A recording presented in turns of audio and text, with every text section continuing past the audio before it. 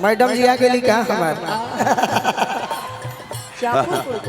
ताली बजा दी सब है मैडम जी खातिर तार व्यवहार बदल गेल बा अनुपमा बहुत बदल गेल पहले आवत रहलू तो गोड़ छुअत रहलू इहे न होला आदमी आगे बढ़ जाला अब मोड़ी छुअतड़ी हां खिसियाई बड़ी जानो तनी बाकी अब कौन तारा दुख बा अनुपमा खातिर जोर से ताली बजा के स्वागत करी। लोग हमसे पूछ रहा है भैया, लोग हमसे पूछ रहा है सोशल मीडिया पे, इंस्टाग्राम पे, जिस पे भी सोशल मीडिया पे मैं एक्टिव हूँ, सब पे पूछ रहा है कि आखिर जब आपने मना कर दिया था कि मैं उनके साथ अब कभी कार्यक्रम नहीं करूंगी, आखिर क्या रीजन हो गया कि आप दोबारा उनके साथ कार्यक्रम कर रही हैं? तो इसका जवाब खुद आज गोलू भाई देंगे।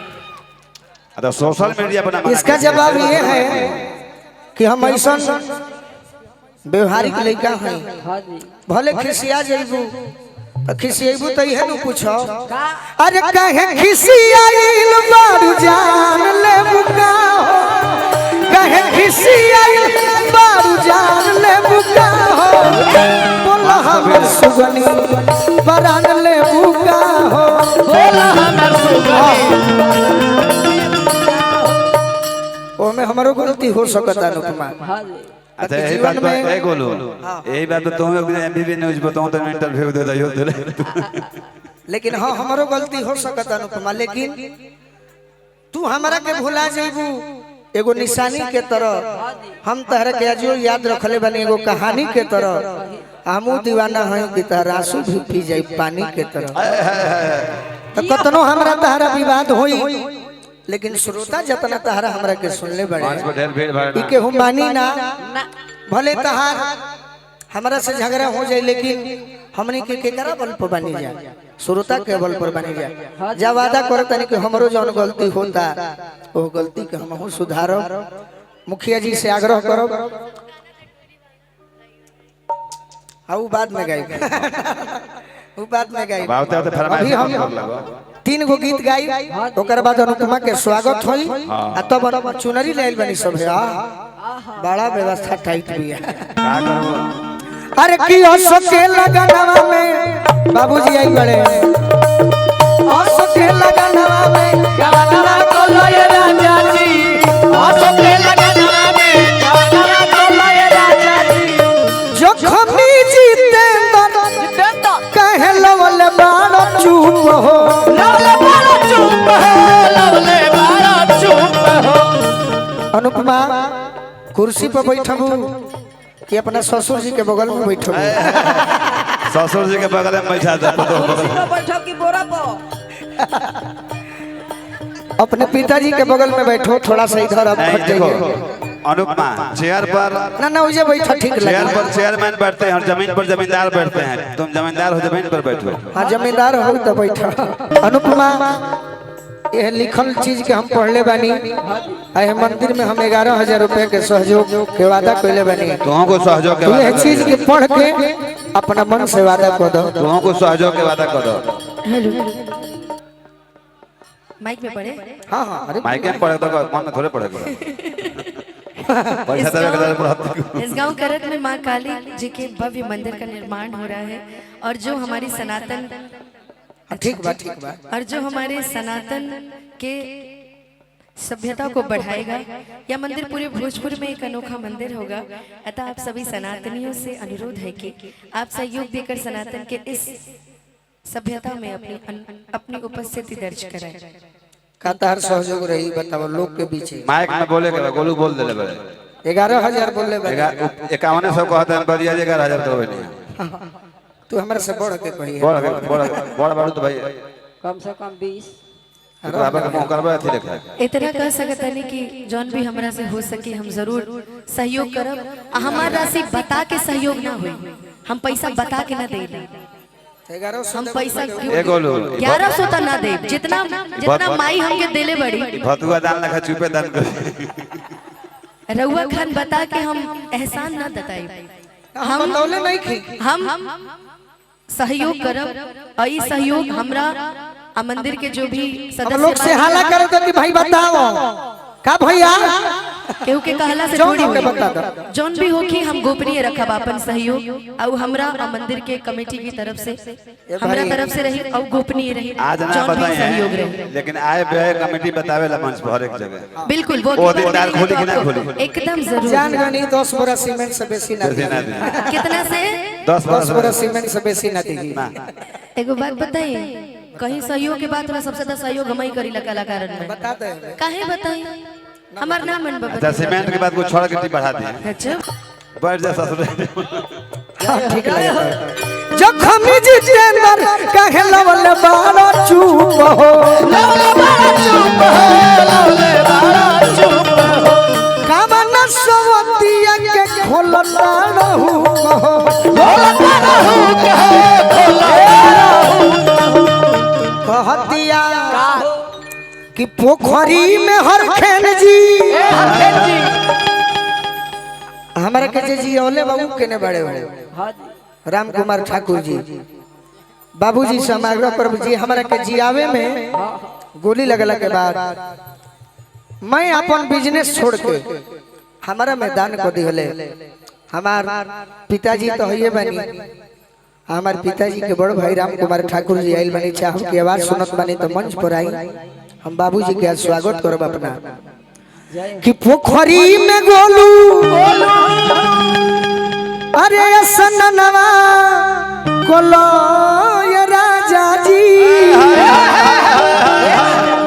करा मगे भाई अरे कियो सोके लगानवा गाना कोलो ये राजा जी सोके लगानवा में गाना कोलो ये राजा जी सोके लगानवा में गाना कोलो ये राजा जी सोके लगानवा में गाना कोलो ये राजा जी सोके लगानवा में गाना कोलो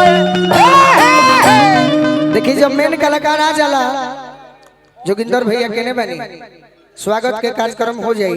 अच्छा पैसा छोड़ दिए हबे ना जारदा वहां खोल दे पैसा पाने से का स्वागत करो। अच्छा ऐसा बात नहीं खेनु कि अनुपमा आ गइल बड़ी तरुरा सब अपना मन में सोचत हो खब के गोलू राजा अब तू हट ऐसा बात नहीं खेनु ना जी कैसे के देखिए हम बागेश्वर धाम के चेला हैं हम मन के बात पढ़ी ले पर्ची खोल बाकी अनुपमा भी हमारे सहपाठी कलाकार आ निजी जीवन में हमारे बहन ही हो गलती करे ले तो हमरा से कहीं कहा जाला।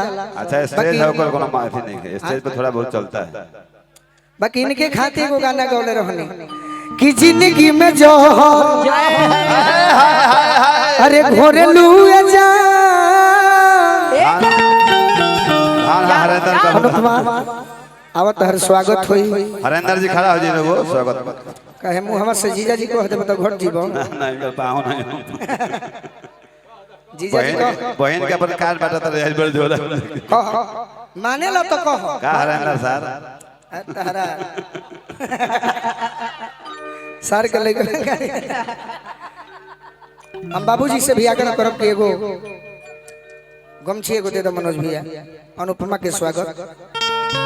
ये अनुपमा तहार गांव हो तहार क्षेत्र हो इनका के पगड़ी बांध दो अनुपमा के आज भोजपुरी के ईशान भी पगली इहो ठाकुर जी को देगो तो सवेरे हमारा तो खा के जाएगा बा सवेरे हमारा तो खा के जाएगा। अच्छा टाइम होई तो खा के जाई थाली बजा दी सब देखो अनुपमा तारे के माने वाला हमने के आदमी हो जा काहे से सुथाने हमने के संस्कार से जुड़ल हो जा हम कलाकार बनी हमरा बाप के तू दिल पे मत लिहल लिया ना बाप बहुत यह न कहिला ई खराब है बाप ना खराब है कि जिंदगी में जो अरे घोरे लुए जा तो अपना जनुआ के होई दिलवा काहे तोड़े लुए जा अपना जनुआ के होई दिलवा काहे दुनिया कहती है तो बुरा नहीं लगता ना गोलू भैया, अपना कोई कहता है तब बुरा लगता है। बिट्टू सिंह जी तरफ के बारे दूसरा से नाता जोड़े लगे जा ताली बजा दी स्वागत में जोड़े लगे जा कि अपना जनुआ के होई दिलवा काहे तोड़े लुए जा अपना जनुआ के होई दिलवा काहे तोड़े लुए कौन कारण तू करेलू बेवफाई पूछला पर झूठो सा सचो देवेलू सफाई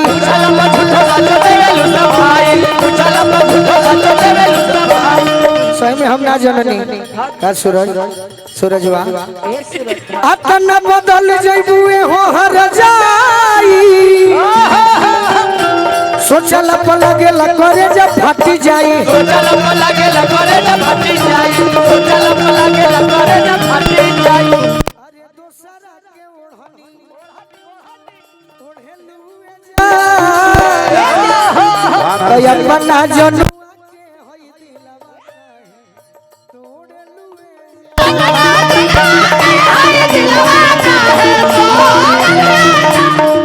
अपना जनुआ के होई दिलवा काहे तोड़े लुए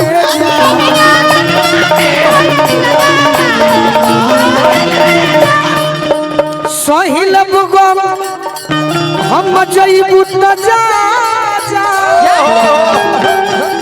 ओई बुलवट के नकरी आई खा जा ओई बुलवट के नकरी आई खा जा ओई बुलवट के नकरी आई तोहर के यार तो 1000 मिल जाई है दादा कइले बड़ा तू तो हमसे गोलू राजा जिंदगी में फिर रही है गोलू राजा जिंदगी में फिर रही है गोलू राजा अरे के करा अरे छोड़े लुए जा छोटे बाबा के करनवा ये तो बाबूजी के सार होता है एकर फूफा है अरे छोड़ लिए जा ये अपना जनुआ के हई दिलवा तोड़े लुए अपना जनुआ के हई दिलवा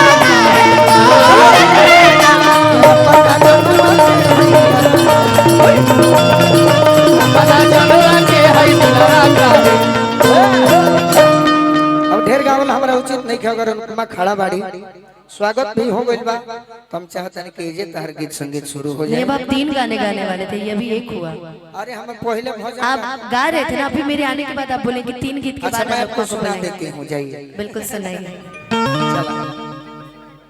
एक कुर्सी मंगा देते हैं, मंगाई मत दी सब है। हाँ मंगावे के जे बैठ जाए एकरा के हम इतना मानी लेकर हाँ, इसीलिए दिल्ली कार्यक्रम में रुला दिए मुझे। तू कहारे दल कबूतर लगा टुकु टुकु ताकत गाते गाते दिल्ली मुझे रुला दिया है। और गा रहा था भैया उठाई बहनिया के डोली, कबूतर लगा मुठुर मुठुर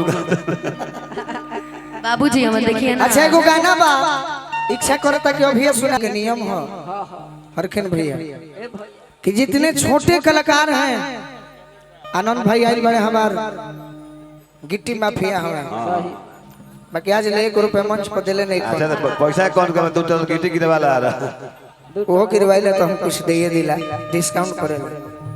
लोकल कलाकार मतलब क्या होता है कि अगर हमसे बड़े कलाकार उनका एंट्री होने वाला हो तो लोकल कलाकार हम जैसे मंच को संभार कर रखते हैं। इसी का मतलब है गोलू राजा भी एक लोकल घर के लड़के हैं, लोकल कलाकार हैं। तो हमारा भी ड्यूटी है कि चलिए भाई जब बड़े कलाकार आएंगे इतने लेट से आएंगे कहने पर उनको दुख लगता है, लेकिन इसका मतलब ही नहीं है। चलिए हम गीत सुनाते हैं। जकरे सलभ कोइलू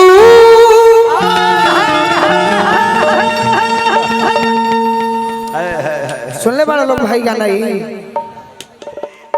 ओ करे से परेशानी बा भैया जो जम गइलो भोजपुर में शेर तनी मनी डांटीला ऐसे कि देखो हमार में नवजिया नु पूंजी भी है। आवाज ना रही तो के हमरा के पूछे कोई ना, और साउंड ना रही निमन तो के हमरा तरह के तू तो एबारे बजा के पैसा लेके घर जाके खाता सूत जीव हमने क्या करो ए सनमी करम तारो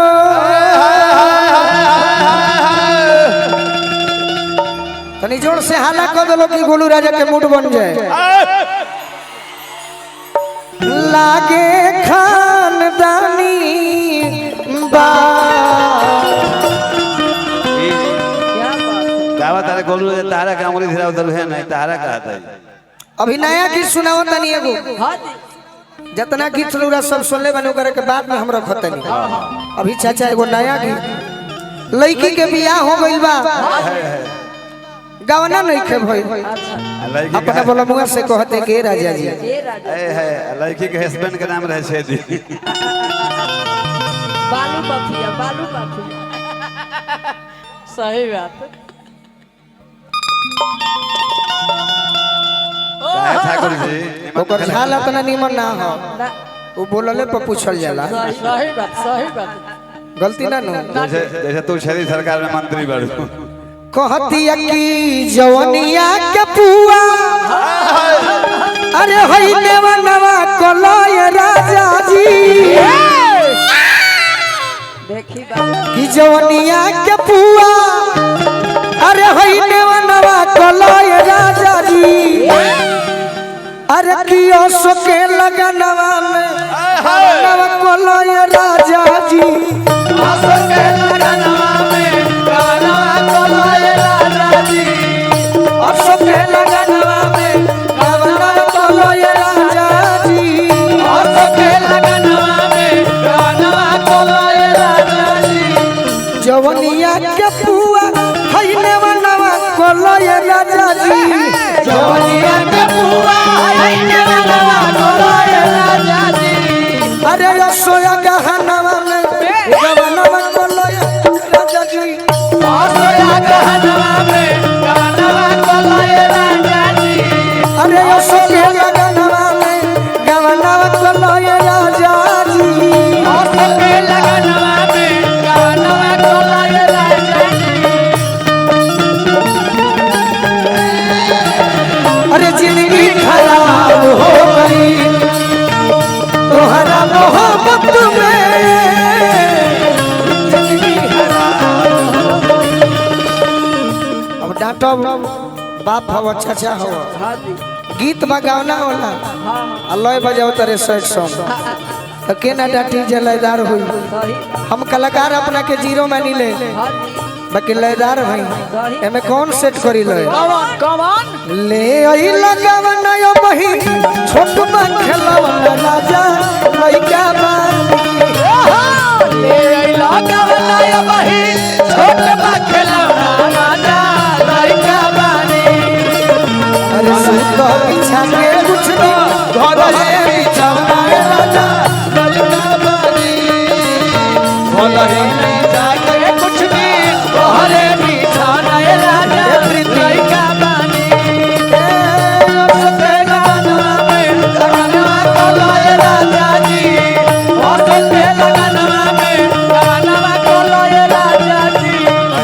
तो सौभाग्य बा छोटू बाबा, बाबा चल चले ई सौभाग्य बा कि जिला में प्रोग्राम तो होता, सही बात बाकी जिला में लयदार कम बड़े, श्रोता बड़े, माने वाला बड़े।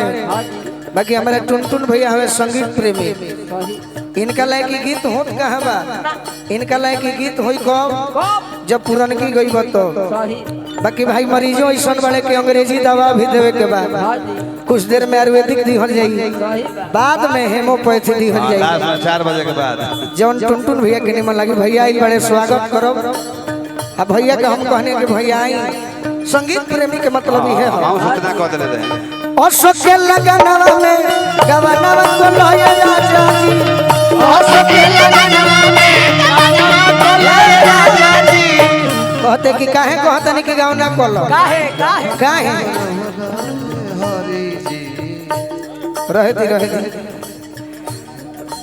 कहते कि जब तू हमरा से बियाह कइलो तो देख के गई रह कि जानल कि हम लइका बानी। अब आके देखो ये छोटू बाबा देखल रह छोट गोट भइल बाया ना रहो, भइल बाया ना रहो, भइल बाया ना रहो। कइल सुमिरिया सतरहिया के पार हो, कइल सुमिरिया सतरहिया के पार हो।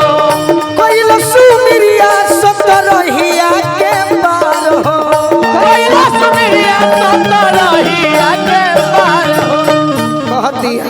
कहतिया हो कि अब देरी जन करे आवो जल्दी आवा पावो चालू अपन में कारखानावा खोलो ये राजा जी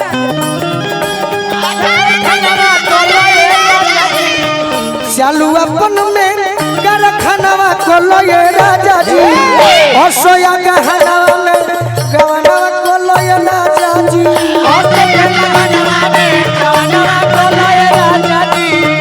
असके लगनवा में गवनावा खोलो ये राजा जी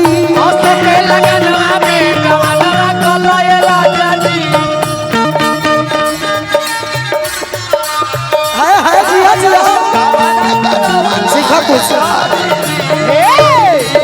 अपने गुरुवा गइला होला अपने पुरेसवा गइला होला असके लगनवा में गवनावा खोलो ये राजा जी असके लगनवा में गवनावा खोलो ये राजा जी। एक लाइन और कहती है का कहतिया हो जखम जितेंद्र कहे लवल बाड़ा चुप हो